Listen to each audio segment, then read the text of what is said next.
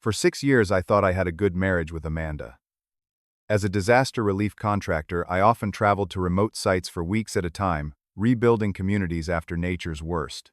Last February, I drove 9 hours through a blinding blizzard to surprise her on her birthday, carefully balancing the strawberry cheesecake from her favorite bakery on my passenger seat. I thought it would be the perfect surprise after 3 weeks apart. Instead, I heard words that shattered our entire life together.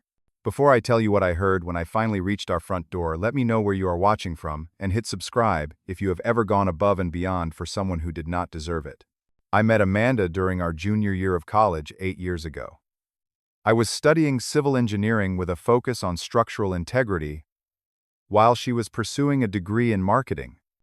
We bumped into each other at a campus coffee shop during finals week. Both of us were running on minimal sleep and maximum caffeine, which somehow led to a 4-hour conversation about everything from childhood dreams to our biggest fears. I was captivated by her confident laugh and the way her eyes crinkled at the corners when she smiled. After graduation, I landed a position with Global Reconstruction Partners, a company specializing in rebuilding infrastructure after natural disasters. The job offered excellent pay but required frequent travel to disaster sites across the country and occasionally abroad. Amanda initially supported my career choice, saying she admired my desire to help communities rebuild. We dated for 2 years before getting married in a small ceremony with close friends and family. The first few years of marriage were good. Amanda built her marketing career with a local firm while I established myself in the disaster relief industry. When I was away, we video called daily and texted constantly. She would send me care packages with homemade cookies and notes saying how proud she was of my work. I made sure to bring back thoughtful gifts from wherever I was stationed and planned special trips during my time off. As my reputation in the field grew, so did my assignments.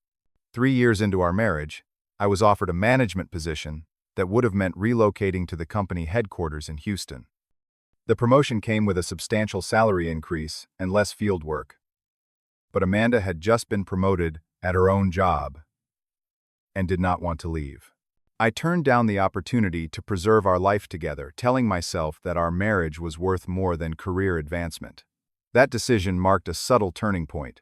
Over the next 2 years, I noticed Amanda growing increasingly distant during my absences.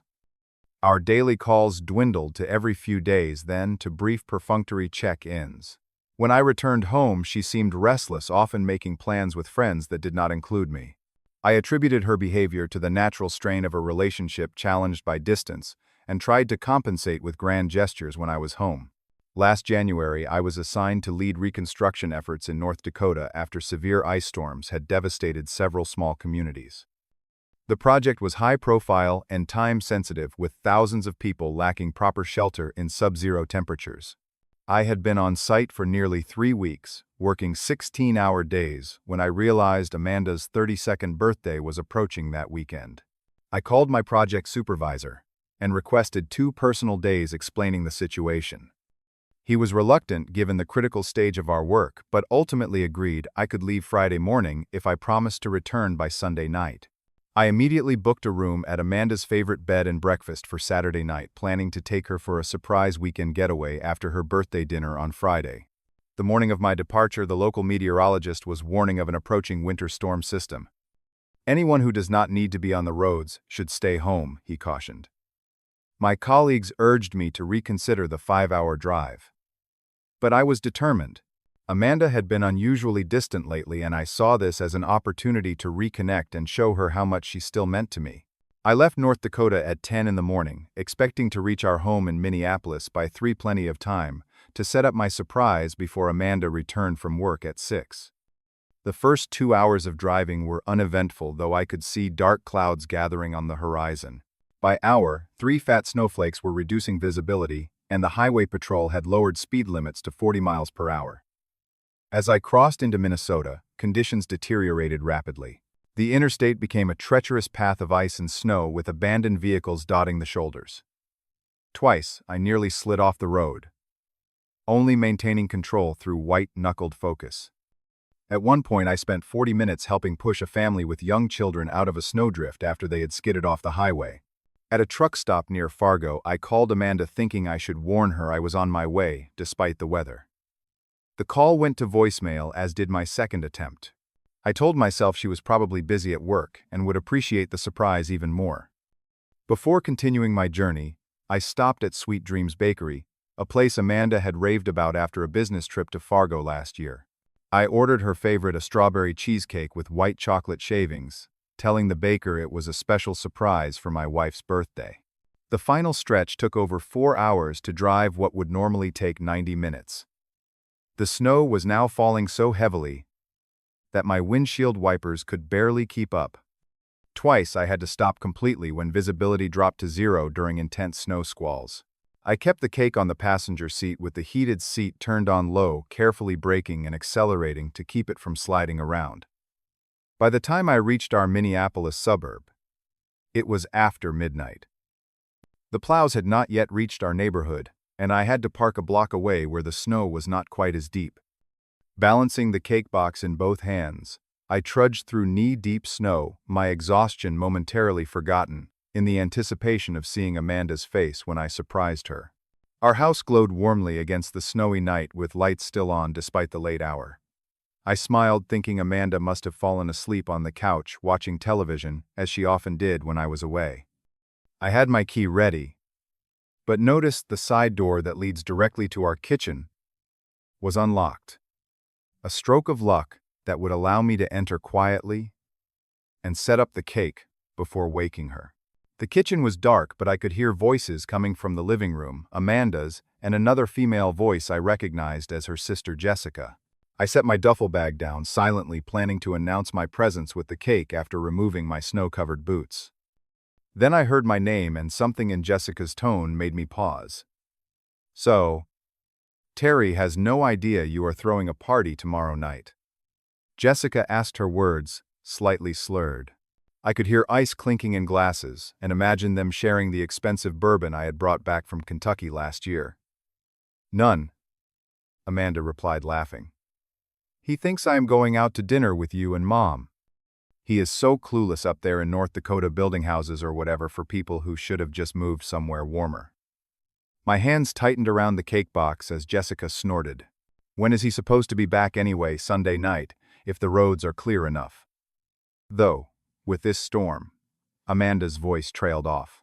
"Is he driving back in this?" Jessica sounded concerned, which momentarily reassured me. Then came the words that stopped my heart.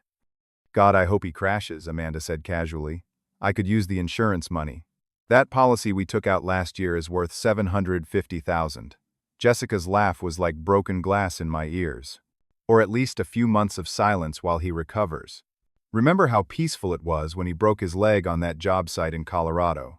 They both laughed, and I stood frozen in the dark kitchen, the beautiful cake suddenly heavy in my hands.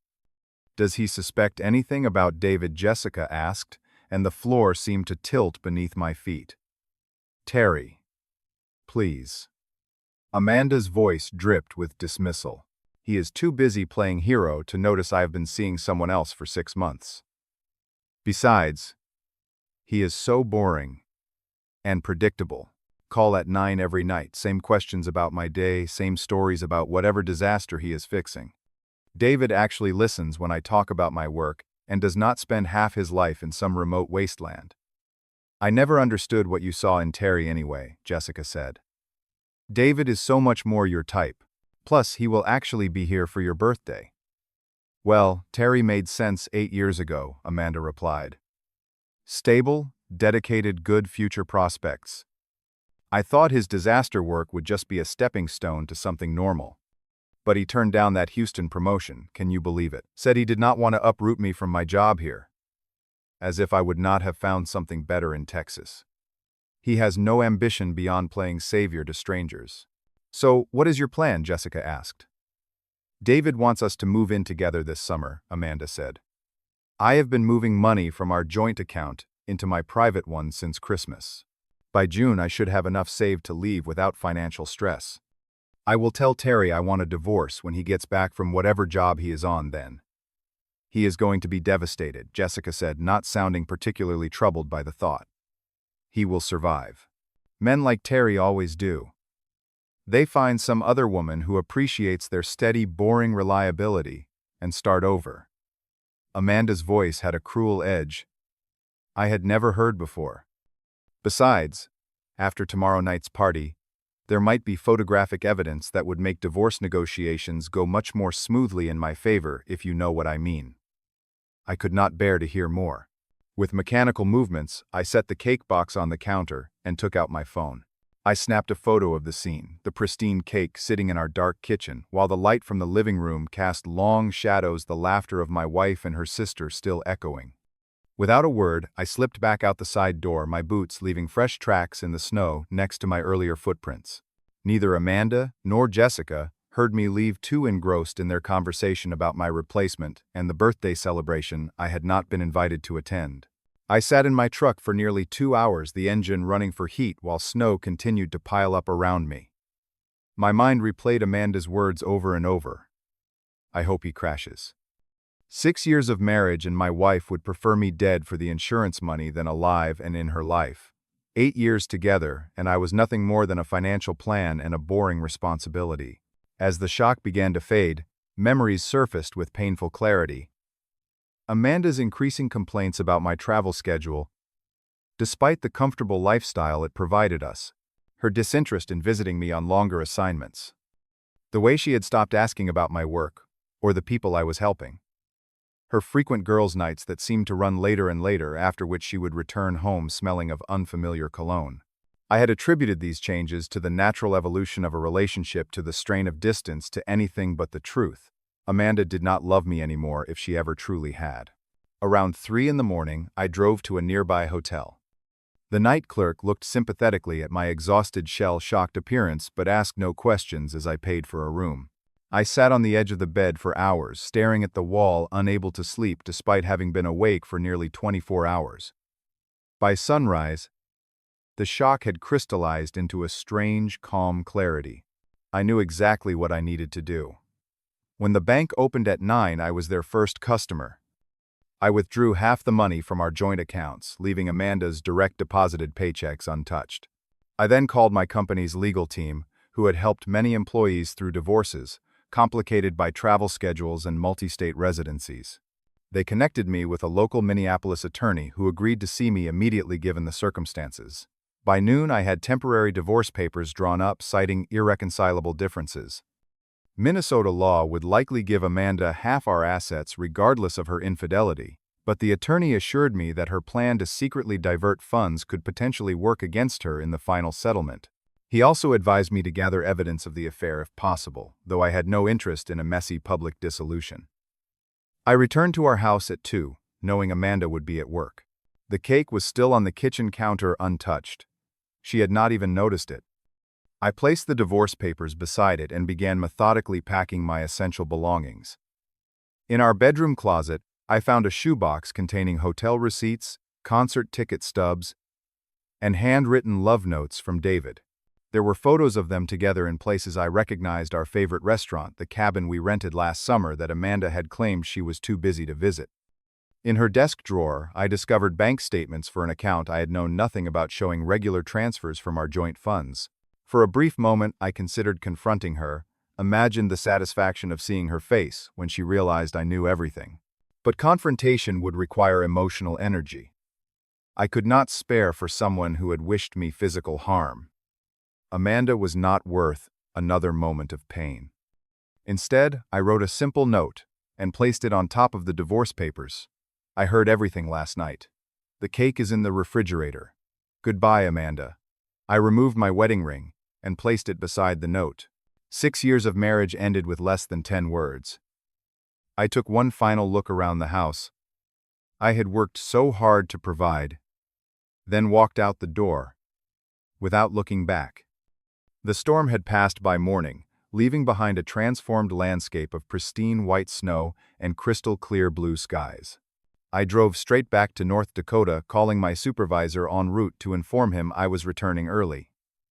I threw myself into the reconstruction project with renewed dedication, working from dawn until well past dusk every day.